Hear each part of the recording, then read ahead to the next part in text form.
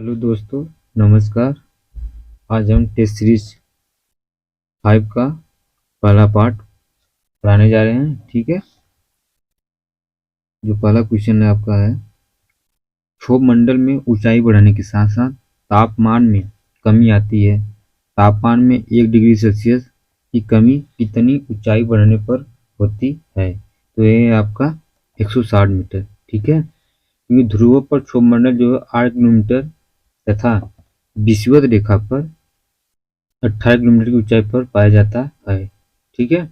और इस मंडल में प्रति 160 मीटर 165 मीटर की ऊंचाई पर तापमान 1 डिग्री सेल्सियस घटता है। इसे ही सामान्य ताप पतन दर कहा जाता है। समस्त मौसमी गतिविधियों क्षोभमंडल पर ही पाई जाती है। ठीक है। अगला क्वेश्चन है,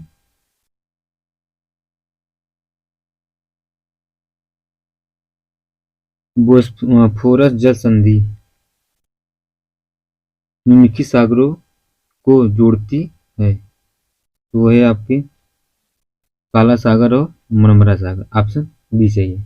क्योंकि बोस्फोरस जल संधि जो है काला सागर और मरमरा सागर को जोड़ती है। बोस्फोरस जल संधि तुर्की को 2 भागों में बांटती है, जिसमें पूर्वी भाग एशिया महाद्वीप में तथा पश्चिमी भाग यूरोप महाद्वीप में पाया जाता है। ठीक है। अगला क्वेश्चन है,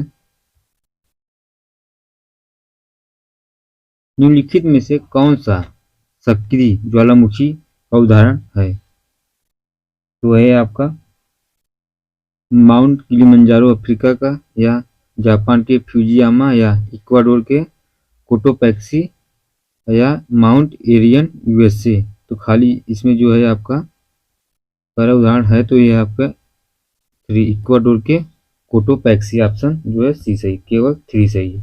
ठीक है। क्योंकि कोटोपैक्सी जो है सक्रिय ज्वालामुखी है, बाकी सारे सुषुप्त ज्वालामुखी हैं। कोटोपैक्सी ज्वालामुखी विश्व के सबसे ऊंचाई पर स्थित सक्रिय ज्वालामुखी लगभग 3700 मीटर है। यह ज्वालामुखी एंडीज पर्वत मतलब दक्षिण अमेरिका पर स्थित है। ठीक है। अगला क्वेश्चन है, विश्व की सबसे लंबी पर्वत श्रृंखलाओं को लंबाई के घटते क्रम में लिखिए। ठीक है। तो वही आपके कौन सा ऑप्शन इसका सही होगा? तो पहले क्या होगा इसमें, कार्डिलेरा डी लास एंडीज मतलब दक्षिण अमेरिका। उसके बाद दूसरे नंबर पर आएगा रॉकी उत्तरी अमेरिका। तीसरे नंबर पर आएगा ग्रेट डिवाइडिंग रेंज ऑस्ट्रेलिया। और चौथे स्थान पे आ जाएगा आपका हिमालय मतलब एशिया। ऑप्शन बी सही है। ठीक है। क्योंकि यह दक्षिणी अमेरिका के उत्तर पश्चिम छोर से शुरू होकर दक्षिण अमेरिका के पश्चिमी किनारे के साथ साथ चलती हुई दक्षिण छोर तक विस्तृत है। ठीक है। इसकी सबसे ऊंची चोटी जो एकांग गुहा है। इसके बाद Rocky 4800 kilometre, Himalaya 2400 kilometre, great dividing range 3500 kilometre है। ठीक है। अगला क्वेश्चन है, यूरोप की सबसे ऊंची पर्वत चोटी का नाम क्या है? वो है आपका एल्ब्रूस। एल्ब्रूस एल्ब्रूस काकेशस श्रेणी में स्थित है। यह यूरोप की सबसे ऊंची चोटी है जो कि रूस में स्थित है। इसकी ऊंचाई कितना है? 5642 किलोमीटर। ठीक है। और माउंट ब्लैक आल्प्स पर्वत श्रेणी की सबसे ऊंची चोटी है जो कि मध्यवर्ती यूरोप में स्थित है। माउंट मैकले अलास्का श्रेणी यूएसए की सबसे ऊंची चोटी है। कोर्ना ग्रैंडे एपेनाइन श्रेणी की सबसे ऊंची चोटी है जो कि इटली में अवस्थित है। ठीक है। अगला क्वेश्चन है,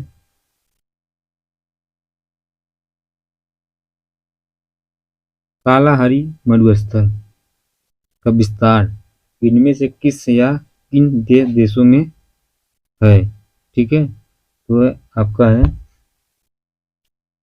बोल्सानम भी है, उसके बाद नाबिया में भी है, और दक्षिण अफ्रीका में भी है, जिम्बाब्वे में नहीं है। ठीक है। तो ये पहला सही, दूसरा सही, तीसरा ऑप्शन जो सही है इसमें है बी। ठीक है। क्योंकि एक यह एक अर्ध शुष्क मरुस्थल है जो, ठीक है, जो बोत्सवाना अफ्रीका में अवस्थित है। इसका कुछ भाग नामिबिया और दक्षिण अफ्रीका में भी फैला है। इसका क्षेत्रफल लगभग 9 लाख किलोमीटर है। ठीक है, अगला क्वेश्चन है, निम्न में से कौन सा मरुस्थल संसार का सबसे शुष्क मरुस्थल है? वो थे आपके अटाकामा, ऑप्शन ए सही है। ठीक है, क्योंकि अटाकामा संसार का सबसे शुष्क मरुस्थल है। यह दक्षिण अमेरिका में चिली में अवस्थित है। यह पृथ्वी का सर्वाधिक शुष्क क्षेत्र ध्रुवीय क्षेत्र के बाहर है। इसमें सोडियम नाइट्रेट, तांबा और अन्य खनिज के विशाल भंडार है। ठीक है, अगला क्वेश्चन है, निम्नलिखित में से रो कौन सी री नदी विषुवत रेखा को 2 बार काटती है? तो है आपके जायरे नदी। ठीक है, ऑप्शन सी सही है।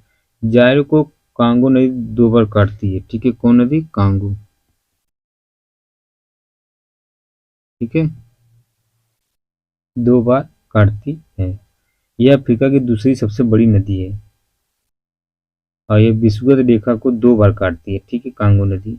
और इसकी लंबाई जो है 4370 किलोमीटर। ठीक है, अगला क्वेश्चन है, निम्नलिखित में से कौन सी नदी मकर रेखा को 2 बार काटती है? तो यह आपका लिम्पोपो, ऑप्शन बी सही है। ठीक है, लिम्पोपो नदी जो है दक्षिण अफ्रीका से निकलती है। कहाँ से? दक्षिण अफ्रीका से। ठीक, उसके बाद लंबाई कितना? तो 1750 किलोमीटर। ठीक है, यह मकर रेखा को 2 बार काटती है। अगला क्वेश्चन है, निम्नलिखित में से कौन सी द्वीप प्रवाल द्वीप का उदाहरण है? तो यह आपके लक्षद्वीप भी है, उसके बाद बरमूडा द्वीप भी है, तीसरा अंडमान और निकोबार द्वीप समूह भी है। मतलब ऑप्शन तीनों सही, ऑप्शन बी सही है, क्योंकि अंडमान निकोबार द्वीप समूह को छोड़कर सभी प्रवाल द्वीप हैं। ठीक है, उष्णकटिबंधीय सागरों में, तो मतलब ऑप्शन ये गलत है, ऑप्शन ये सही होगा। 1 सही है, 2 सही और 4 सही है। ठीक है, ऑप्शन बी। अंडमान और निकोबार द्वीप समूह ये प्रवाल द्वीप का उदाहरण नहीं है। ठीक है, उष्णकटिबंधीय सागरों में उपमहाद्वीपीय मग्न तटों पर मृगा के जमाव से भी द्वीपों का जमाव होता है। इन्हें प्रवाल द्वीप भी कहते हैं। अंडमान एवं निकोबार द्वीप समूह निमज्जन पर्वतों से बने हैं, अर्थात समुद्र में डूबे हुए पर्वतों के शिखर हैं जो घिस गए हैं। इनका निर्माण मूंगा के जमाव से नहीं हुआ है। ठीक है, अगला क्वेश्चन है, आसवन डैम कहाँ अवस्थित है? तो है आपके मिस्र में। ऑप्शन ये सही है, नील नदी पर निर्मित है। कहाँ पर? नील नदी। ठीक है, इसका निर्माण जो है 1960 से 70 के बीच में हुआ था। और सफेद नील नदी का उद्गम विक्टोरिया झील से तथा यह भूमध्य सागर में मिलती है। यह अफ्रीका की सबसे बड़ी नदी है। ठीक है, अगला क्वेश्चन है,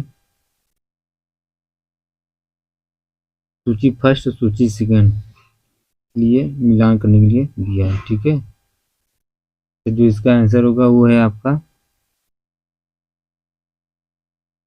तीसरा के रॉकी पर्वत श्रेणी कहाँ पर है? तो ये आपके माउंट एल्बर्ट में। ठीक है, इसके बाद अलबुर्ज, ये कहाँ पर है? अलबुर्ज जो है आपका दे माँ बंद में, ऑप्शन ऐसे ही। ठीक है, उसके बाद एंडीज जो है वो आपका है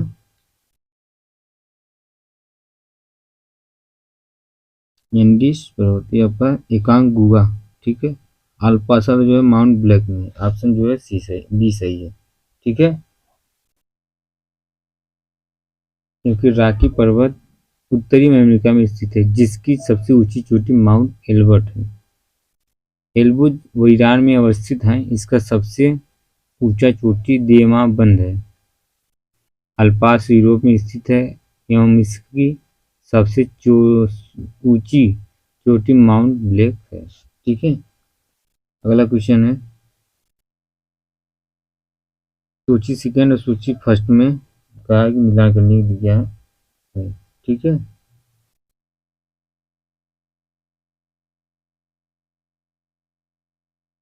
अब इसमें देखिए कौन सा ऑप्शन सही है। ठीक है, जो है आपका अल्ताई माउंटेन जो है मध्य एशिया में है। ठीक है, ड्रैगन बस जो है आपका दक्षिण अफ्रीका से रिलेटेड है। कास्केड रेंज जो है आपका उत्तरी अमेरिका से रिलेटेड है। जाग्रत पर्वत श्रेणी जो है वो आपका ईरान से रिलेटेड है। ठीक है, ऑप्शन डी सही होगा। अगला क्वेश्चन है सूची फर्स्ट और सूची सेकेंड में कौन सा आंसर सही है। इसमें यही मिलान करने के लिए दिया है। ठीक है, तो है आपके पेटागोनिया जो है ऑप्शन ए से रिलेटेड है। ठीक है, मैसी पठार जो है स्पेन से रिलेटेड है। उसके बाद अनातोलिया जो है आपका तुर्की सही है। उसके बाद बेवरियन जो है आपका जर्मनी से रिलेटेड है। ऑप्शन बी सही है।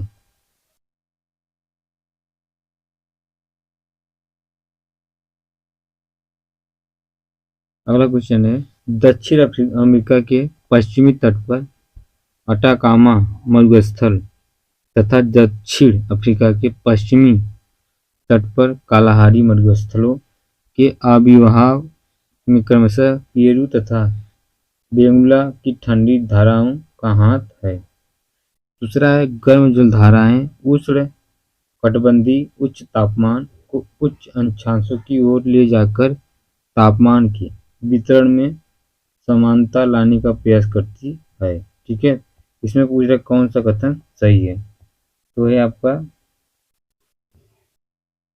डी, दोनों सही है। ठीक है, क्योंकि गर्म जलधाराओं के ऊपर चलने वाली हवाएं नमी धारण कर लेती है तथा प्रभावित हो क्षेत्रों को वर्षा प्रदान करती है। ठीक है, अगला क्वेश्चन है सेकेंड और फर्स्ट और सेकेंड। ठीक है, मिलान करने के लिए दिया है।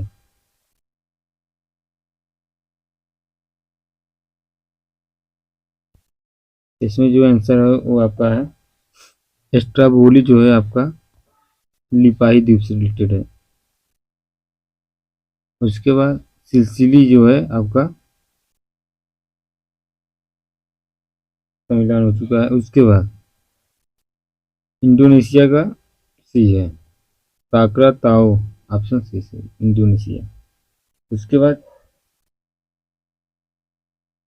रासद्वीप जो है आपका इरेबेस से रिलेटेड है। ठीक है, तो ऑप्शन बी सही है। अगला क्वेश्चन है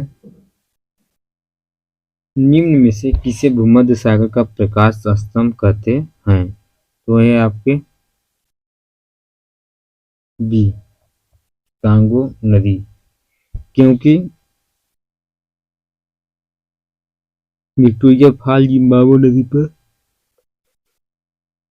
जिम्बाब्वे और जिम्बाब्विया देशों की सीमा पर स्थित है। विक्टोरिया जलप्रपात यूनेस्को की विश्व ऐतिहासिक स्थलों की सूची में भी शामिल किया गया है। ठीक है,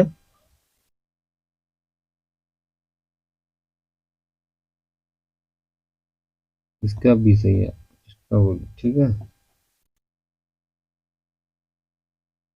अगला क्वेश्चन है विश्व की सबसे बड़ी झील कौन सा है। विश्व की सबसे बड़ी झील ग्वालियर झील या बैकाल झील या अरवल सागर झील या कैशियन सागर। तो जो इसका आंसर है वो आपका है कैशियन सागर। ऑप्शन डी सही है। ठीक है,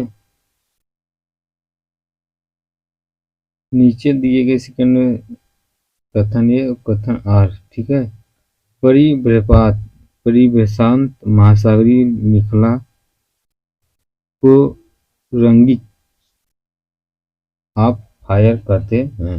आर में है, यहाँ विनाशनात्मक प्लेट किनारों के सहारे विश्व के 2.3 जलवामुखी प्रशांत महासागर के दोनों तटीय भागों में द्वीप टापू एवं समुद्री द्वीपों के सहारे पाए जाते हैं। ठीक है, अगला क्वेश्चन है, निम्नलिखित गर्तों को उनकी गहराई के घटते क्रम में लिखे। ठीक है, पहला कौन सा आपका है, मारियाना।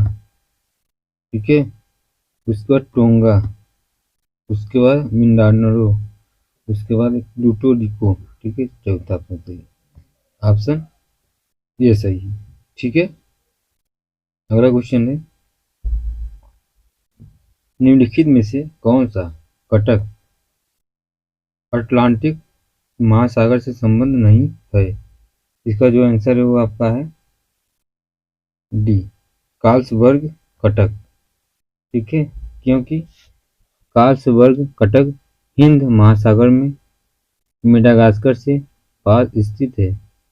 यह अफ्रीका महाद्वीप से संबंधित है। ठीक है, अगला क्वेश्चन है, सेकेंड और फर्स्ट में मिलान करने के लिए दिया है। ठीक है, सूची फर्स्ट और सूची सेकेंड।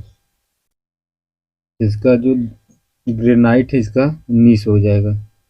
ठीक है, उसके बाद बेसाल्ट का आपका सिल्ट हो जाएगा, बालुआ पत्थर का आपका क्वार्टरजाइट हो गया, उसके बाद चाक एवं डोलोमाइट का आपका संगमरमर हो गया। ठीक है, ऑप्शन बी सही होगा।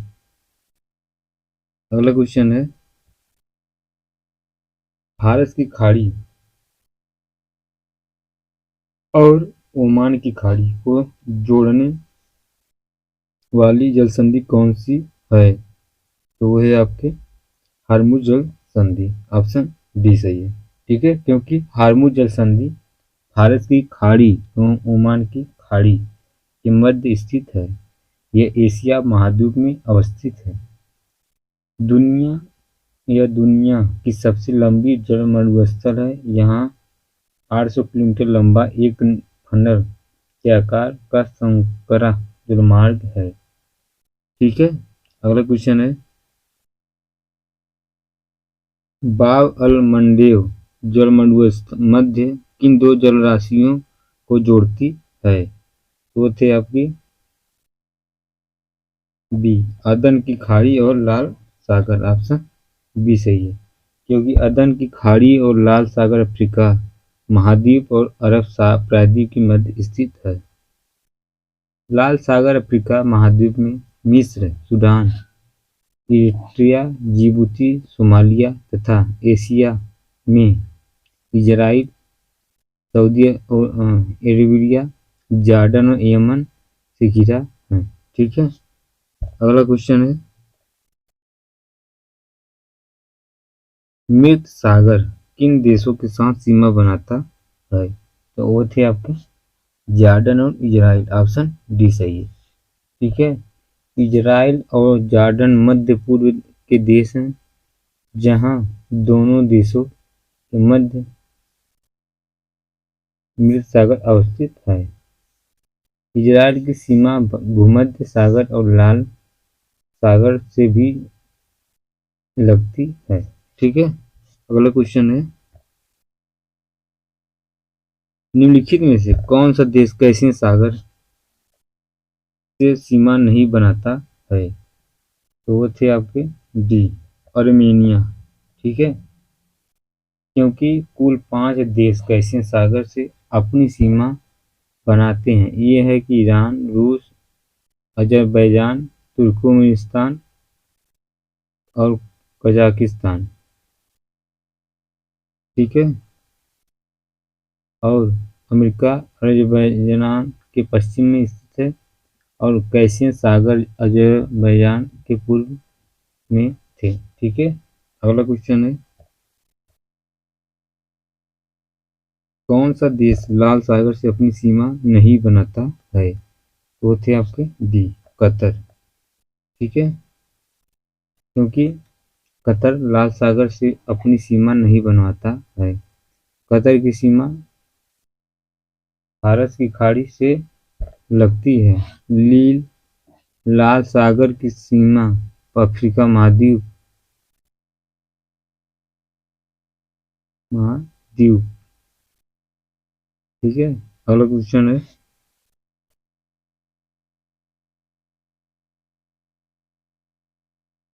सुएज नहर किन दो जलधारियों को जोड़ती है? वो थे आपके भूमध्य सागर और लाल सागर। तो सुएज नहर किन दो जलधारियों को जोड़ती थे? एक भूमध्य सागर है, एक लाल सागर। ठीक है। यह एक मानव निर्मित नहर है जो मिस्र की सिंचाई या प्रायद्वीप को ऊपर करते हुए लाल सागर को भूमध्य सागर से जोड़ती है। ठीक है। अगला क्वेश्चन है, कोई कर्च जलमरुस्थल काला सागर और निम्न में से किस जल निकाय से जोड़ता है? वो थे आपके डी ऑप्शन, और जो सागर ऑप्शन 34। ठीक है। क्योंकि कोई जलमरुस्थल काला सागर और आजियो सागर एक मध्य एक मात्र। ठीक है। अगला क्वेश्चन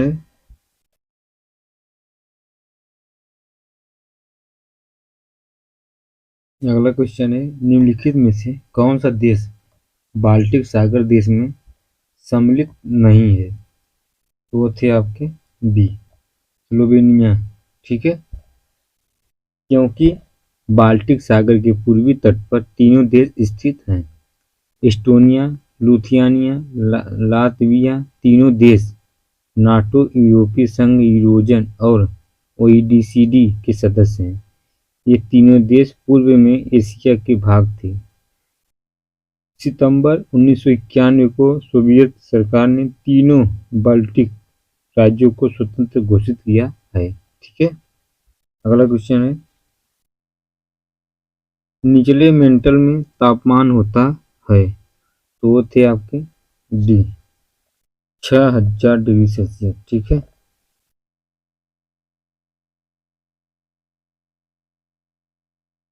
बाहरी मेंटल और निचले मेंटल का तापमान जो 1000 सेल्सियस से 4000 सेल्सियस होता है। भूप्रपट्टी पर नीचे जाने पर तापमान बढ़ता है। पृथ्वी की 4 परतों होता है, आंतरिक कोर, बाहरी कोर, मेंटल और क्रस्ट होते हैं। ठीक है। अगला क्वेश्चन है, निम्नलिखित में से कौन प्लूटोनिक चट्टानों का उदाहरण है? और थे आपके सी, ग्रेनाइट। ऑप्शन सी सही है। ग्रेनाइट एक प्लूटोनियम चट्टान है। प्लूटोनिक का अर्थ है घुसपैठ करने वाले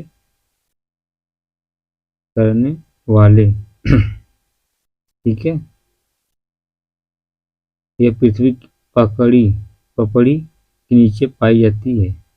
ग्रेनाइट बनावट दानेदार होता है और भवनों के निर्माण में उपयोग किया जाता है। ठीक है। अगला क्वेश्चन है, वैश्विक तापन वृद्धि के निम्नलिखित प्रमाण हैं? अंटार्कटिका की हिम परतों का टूटना, सागर स्तर पर का ऊंचा होना, उसके बाद उत्तरी गोलार्ध के अस्थायी तुषार में कमी आना, या पर्वतमालाओं में वृक्ष रेखा का ऊंचाई की ओर खिसकना। ठीक है। तो उसका आंसर होगा वो आपका है डी, मतलब सभी सही है। ठीक है। क्योंकि वैश्विक ताप वृद्धि या ग्लोबल वार्मिंग के परिणाम स्वरूप ही तापमान वृद्धि से हो रही है और आसपास के द्वीपों के जलमग्न होने का खतरा बना है। ठीक है। अगला क्वेश्चन है, निम्नलिखित में से कौन सा सही सुमेलित नहीं है? ठीक है। तो है आपके सी, आइसोमर समान सही हिमपात को दर्शाने वाली रेखा है। ठीक है।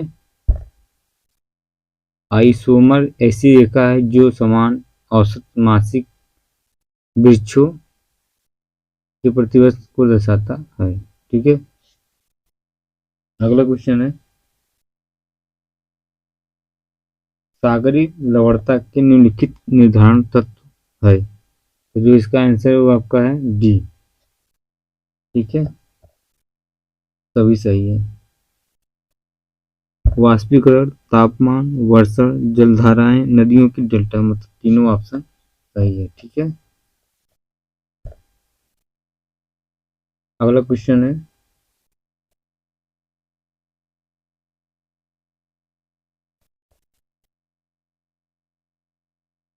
अगला क्वेश्चन है, सूची सेकंड सूची फर्स्ट में मिलान करने के लिए दिया है।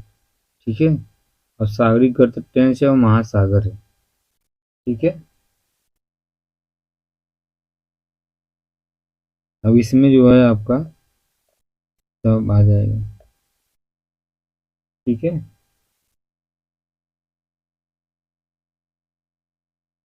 तो है इसमें आपका टुंड्रा ट्रेच गर्त को जावा ट्रेन भी कहा जाता है। इसकी गहराई 7290 है। यह हिंद महासागर का सबसे गहरा बिंदु है। एल्यूमिनियम ट्रेंच उत्तरी प्रशांत महासागर में, साउथ अफ्रीका डैश दक्षिण अटलांटिक महासागर अवस्थित। इसकी गहराई लगभग 8266 मीटर है। ठीक है, अगला क्वेश्चन है, निम्न में से कौन सा गर्त प्रशांत महासागर से संबंध नहीं है? तो थे आपको डी, साउथ सैंडविच गर्त। साउथ सैंडविच गर्त 8266 मीटर दक्षिण अटलांटिक महासागर में अवस्थित है। बाकी सभी गर्त प्रशांत महासागर में अवस्थित है। ठीक है, अगला क्वेश्चन है,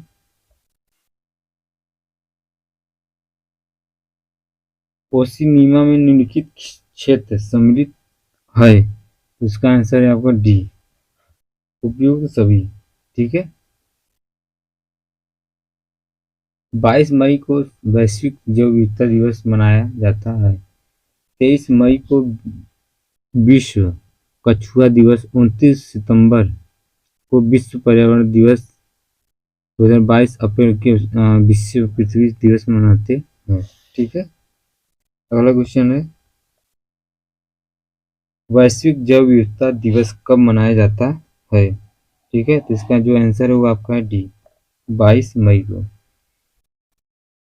ठीक है, क्योंकि 22 मई को वैश्विक जैव विविधता दिवस मनाया जाता है। यह 23 मई को विश्व कछुआ दिवस, 26 सितंबर को विश्व पर्यावरण दिवस एवं 22 अप्रैल को विश्व पृथ्वी दिवस मनाते हैं।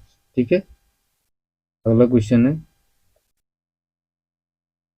वैश्विक समुद्र दिवस कब मनाया जाता है? तो है 8 जून को। ऑप्शन बी सही है। ठीक है, 8 जून को वैश्विक समुद्र दिवस मनाया जाता है। 5 जून को विश्व पर्यावरण दिवस, 10 अगस्त को वैश्विक शेर दिवस और 12 अगस्त को विश्व हाथी दिवस मनाया जाता है। ठीक है, अगला क्वेश्चन है, हाल ही में किस प्रवाल भित्ति में प्रवाल विरंजन की घटना देखी गई है? तो होते हैं आपके सी, ग्रेट बैरियर रीफ। ठीक है, ग्रेट बैरियर रीफ दुनिया की सबसे बड़ी प्रवाल भित्ति है।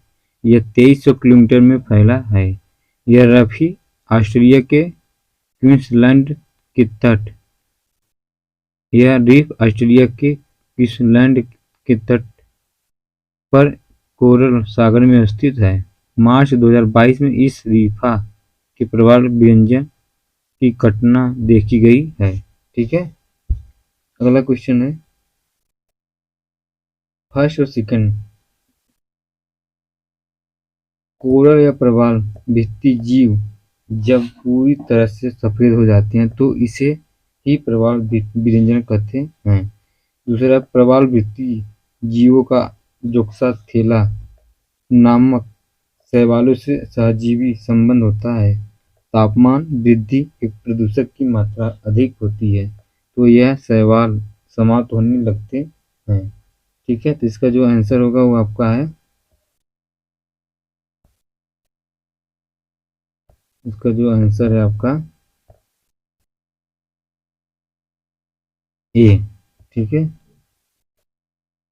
ये सही है, क्योंकि प्रवाल भित्ति का जोक्सा थैला नामक शैवालों से सजीवी संबंध होता है। यह इन सभी प्रवाल जीवों के ऊतकों में रहते हैं तथा प्रकाश संश्लेषण के आधार इसे पोषण प्रदान करते हैं। साथ ही ये शैवाल मूंगा को अनूठे एवं सुंदर रंग प्रदान करते हैं।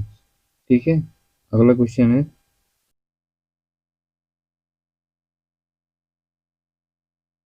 नीचे दो कथन दिए गए हैं। पहला जो कथन है आपका, प्रवाल भित्तियों का निर्माण उष्ण कटिबंधीय सागर 25 नॉर्थ और 25 अंश साउथ में किसी द्वीप तट के सहारे 200 से 300 फीट की गहराई में स्थित सागरी चबूतरों पर होता है। आ रहे आपका, इनके विकास के लक्ष्य के लिए 20 डिग्री सेल्सियस 25 डिग्री सेल्सियस औसत तापमान 25% से 3% सागरी लवणता होनी चाहिए। ठीक है, जो इसका आंसर है वो आपका है,